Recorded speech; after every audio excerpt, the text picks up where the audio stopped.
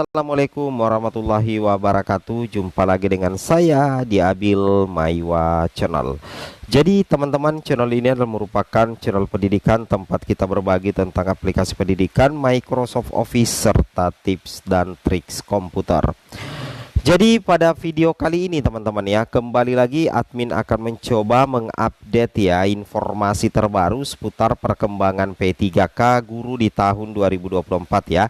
Yang mana di sini selamat untuk P1, P2, P3 baru-baru saja teman-teman ya, Menpan RB bocorkan 4 konsep mekanisme P3K 2024, tuntaskan honorer menjadi ASN. Setelah saya membaca artikel yang membahas terkait dengan 4 konsep yang diutarakan oleh Menpan RB, Bapak Abdullah Azwar Anas terkait dengan mekanisme P3K 2024, saya berkesimpulan bahwa 4 mekanisme itu dibuat oleh Kemenpan RB. Tujuannya itu adalah untuk merealisasikan pasal 66 yang ada di dalam Undang-Undang Nomor 20 Tahun 2023, bahwasanya untuk penyelesaian masalah honorer itu ditenggak waktunya sampai 31 Desember 2024. Artinya apa? Artinya teman-teman, kesimpulannya itu sudah semestinya honorer itu harus dituntaskan menjadi P3K baik penuh waktu maupun paruh waktu berdasarkan amanat yang ada di dalam Undang-Undang Nomor 20 Tahun 2023 pasal 66. Makanya di sini indikasinya itu terjadi setelah pemerintah mengadakan formasi CASN 2024 itu dengan formasi gendut sebanyak 2,3 juta formasi teman-teman. Kemudian di sini baru-baru saja 4 konsep mekanisme P3K itu terlihat sekali sangat pro untuk penuntasan honorer menjadi ASN. Tentunya ini menjadi salah satu kabar yang luar biasa menggembirakan teman-teman ya, untuk para honorer yang belum diangkat menjadi ASN di tahun 2023 yang lalu. Ya, kita langsung bahas saja to the point teman-teman ya. 4 konsep mekanisme P3K 2024, tuntaskan honorer menjadi ASN. Ya, yang mana di sini kalau kita perhatikan teman-teman ya, menurut Menteri Anas ya, di sini menurut Menteri Anas, pemerintah menyediakan formasi khusus bagi honorer dengan kuota P3K sebanyak 100% teman-teman ya. Bayangkan sebanyak 100%. Yang mana di sini dibahasakan insya Allah semua honorer yang masuk pendataan BKN dan telah terverifikasi validasi oleh BPKP akan diangkut dalam P3K. Ada 2 jenis. Apakah masuk P3K penuh waktu, apakah masuk P3K paruh waktu. Apa perbedaannya?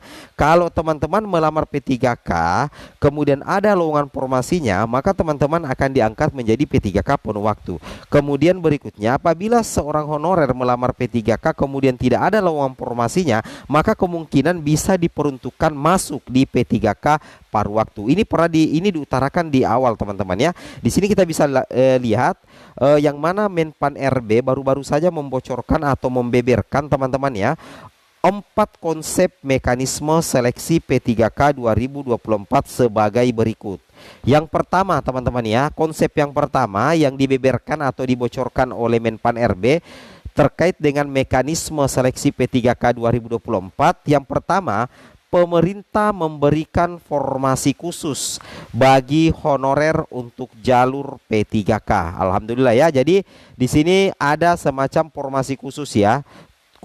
Formasi khusus. Jadi formasi khusus ini nantinya diperuntukkan untuk semua honorer khusus untuk mendaftar di jalur P3K. Nanti di sini kemungkinan besar teman-teman perlu ketahui itu akan terbit Permenpan RB-nya yang baru teman-teman ya. Kemungkinan besar itu akan terbit Permenpan RB-nya yang baru terkait dengan formasi khusus bagi honorer untuk jalur P3K. Jadi butuh di sini Permenpan RB yang baru.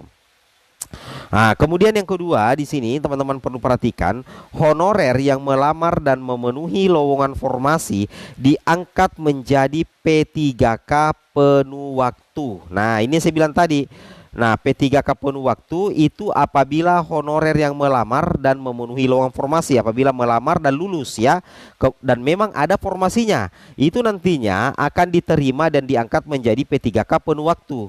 Sedangkan konsep yang ketiga teman-teman ya, ini untuk mengantisipasi lagi ada honorer yang tidak lulus ya. Nah, misalkan honorer yang melamar ya, konsep yang ketiga di sini katakan honorer yang melamar tetapi tidak memenuhi lowongan formasi, itu nantinya teman-teman ya, berdasarkan konsep dari Menpan RB diangkat menjadi P3K paruh waktu. Jadi kalau misalkan honorer itu melamar tapi tidak memenuhi lowongan formasi, nantinya itu diangkat menjadi P3K paruh waktu. Jadi P3K di tahun 2024 ada dua, ada P3K penuh waktu dan ada P3K paruh waktu teman-teman. Oke, kemudian lanjut lagi konsep yang keempat di sini teman-teman perlu ketahui. Jadi ini baru konsep ya. Oke, ini istilahnya baru konsep lah teman-teman ya. Itu yang harus teman-teman pahami ya. Ini baru konsep, makanya teman-teman harus tetap tunggu informasi resmi dari pemerintah. Konsep yang keempat, honorer yang diangkat P3K penuh waktu maupun paruh waktu harus memenuhi syarat administrasi sesuai kinerjanya ya. Jadi di sini ketika misalkan teman-teman honorer diangkat menjadi P3K penuh waktu dan paruh waktu, itu ada beberapa syarat administrasi ya yang harus dipenuhi dan juga sesuai kinerjanya. Mengenai hal ini nanti diatur di Permenpan RB yang baru teman-teman ya. Nah, kemudian di sini beritakan untuk pengaturan P3K penuh waktu dan paruh waktu ini, Menteri Anas mengatakan akan dibuat kebijakan mekanisme seleksi khusus dengan Permenpan RB. Alhamdulillah ya. Jadi nanti akan rilis Permenpan RB yang mengatur terkait dengan kebijakan mekanisme seleksi khusus jalur untuk honorer ya. Untuk honorer di jalur P3K. Wow, luar biasa ya. Jadi kalau apa namanya teman-teman ya, kalau kita perhatikan ya, kalau kita perhatikan terkait dengan empat konsep ini sangat-sangat jelas diuraikan ya, sangat-sangat jelas diuraikan bahwasanya pemerintah itu sepertinya berupaya keras untuk merealisasikan amanat daripada Undang-Undang Nomor 20 Tahun 2023, tepatnya di pasal 66 ya.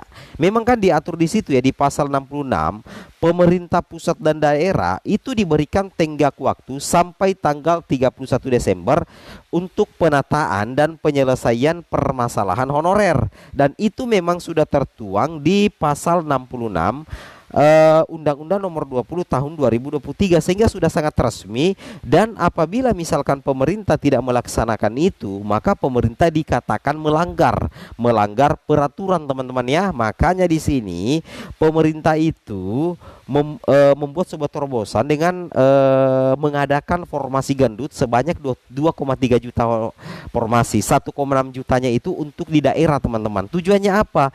Tujuannya itu adalah untuk menyelesaikan, berupaya keras teman-teman ya, menyelesaikan persoalan honorer di tahun 2024 ini sesuai dengan amanat Undang-Undang Nomor 20 Tahun 2023 pasal 66. Sekian, assalamualaikum warahmatullahi wabarakatuh.